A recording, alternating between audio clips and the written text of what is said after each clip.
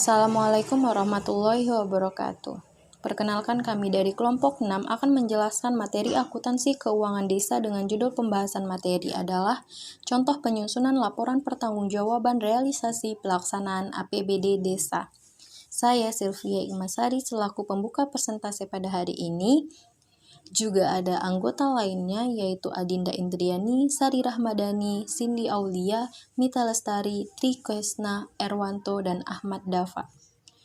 Yang akan dibahas pada pembahasan kali ini adalah yang pertama, pengelolaan keuangan desa, yang kedua, siklus akuntansi keuangan desa, yang ketiga, pelaporan keuangan pemerintahan desa, dan yang terakhir, pertanggungjawaban keuangan desa. Poin pertama yang akan dibahas adalah pengelolaan keuangan desa. Arti penting keuangan desa. Pengelolaan keuangan desa dimaknai sebagai keseluruhan kegiatan yang meliputi perencanaan, penganggaran, pelaksanaan, penatausahaan, pelaporan, dan pertanggungjawaban keuangan desa. Semua kegiatan tersebut dapat dilihat dalam gambar berikut. Siklus pengelolaan keuangan desa diawali dengan perencanaan dan penganggaran. Perencanaan pengelolaan keuangan desa merupakan perencanaan penerimaan dan pengeluaran pemerintahan desa pada tahun anggaran berkenaan yang dianggarkan dalam APB desa. Selanjutnya ada pelaksanaan. Pelaksanaan pengelolaan keuangan desa merupakan penerimaan dan pengeluaran desa yang dilaksanakan melalui rekening kas desa pada bank yang ditunjuk bupati. Selanjutnya ada penatausahaan. Penatausahaan keuangan dilakukan oleh kaur keuangan sebagai pelaksana fungsi kebendaharaan. Selanjutnya ada pelaporan, di mana kepala desa menyampaikan laporan pelaksana APB desa semester pertama kepada bupati melalui camat. Dan yang terakhir ada pertanggungjawaban, di mana kepala desa menyampaikan laporan pertanggungjawaban realisasi APB desa kepada bupati melalui camat setiap akhir tahun anggaran. Selanjutnya, risiko keuangan desa.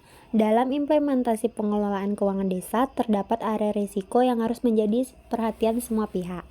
Yang pertama, tahap perencanaan.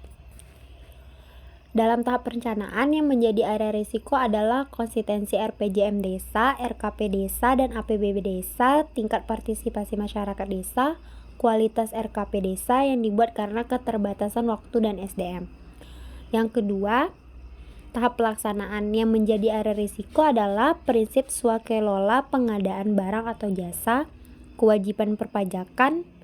Ada sebagian kades yang powerful yang menguasai semua aspek dan masalah lainnya yang tidak diduga. Yang ketiga, tahap penatausahaan. Yang menjadi area risiko adalah administrasi pembukuan yang memang banyak sekali jenis dan macam yang harus dipenuhi setiap waktu. Selanjutnya, pada tahap pelaporan yang menjadi area risiko adalah laporan yang harus dibuat rutin. Dan yang terakhir, pada tahap pertanggungjawaban yang menjadi area risiko adalah sebagai bagian dari laporan kepala desa, sehingga membutuhkan keterpaduan pertanggungjawaban. Tantangan keuangan desa terbagi menjadi dua. Yang pertama internal, yaitu yang pertama sumber-sumber pendapatan desa yang harus dikelola dalam APD desa. Yang kedua, proporsi belanja desa 70% dibagi 30%.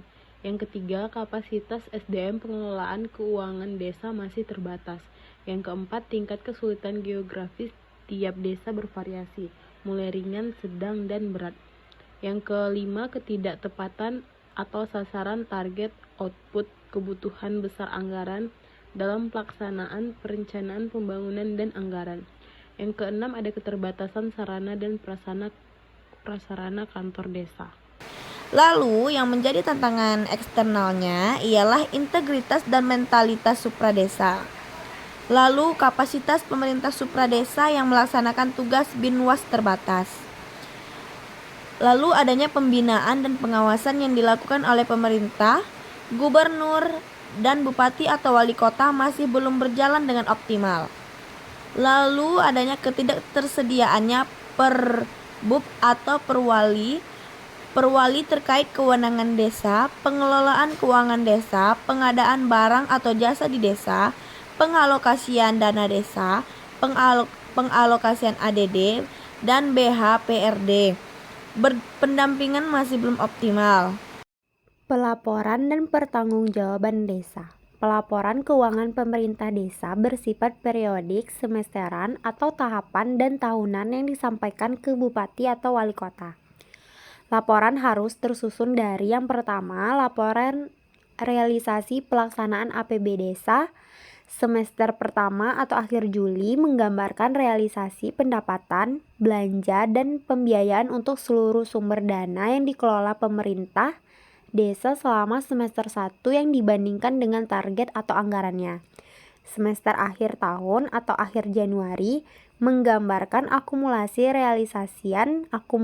realisasi pendapatan, belanja, dan pembiayaan sampai dengan akhir tahun anggarannya. Laporan harus tersusun dari 2 laporan realisasi penggunaan dana desa. Laporan realisasi penggunaan dana desa terdiri atas 1. Laporan realisasi penggunaan dana desa tahun anggaran sebelumnya. 2. Laporan realisasi penggunaan dana desa tahap 1. Pelaporan dan penanggung-jawaban desa terdiri dari 1. Laporan penanggung-jawaban realisasi pelaksanaan APBD desa merupakan laporan yang disampaikan kepada BBD setiap akhir tahun anggaran. Kedua, laporan ini disampaikan kepada BBD secara tertulis paling lambat 3 bulan setelah berakhirnya tahun anggaran yang tertulis dalam PP nomor 43 tahun 2014 pasal 51. Yang terakhir, laporan ini merupakan bagian yang tidak terpisahkan dari laporan penyelenggaraan pemerintah desa. Pelaporan dan pertanggungjawaban desa. Penyusunan laporan pertanggungjawaban realisasi pelaksanaan APB desa. 1. Laporan pertanggungjawaban realisasi pelaksanaan APB desa sebagai bentuk pertanggungjawaban terhadap pelaksanaan APB desa yang telah disepakati di awal tahun. 2. Laporan kekayaan milik desa atau KMD. Laporan KMD menggambarkan akumulasi kekayaan milik desa per tanggal tertentu. Laporan KMD disajikan secara komparatif dengan tahun sebelumnya untuk melihat tingkat kenaikan atau penurunannya. 3. Laporan program pemerintah dan pemerintah daerah yang masuk ke desa.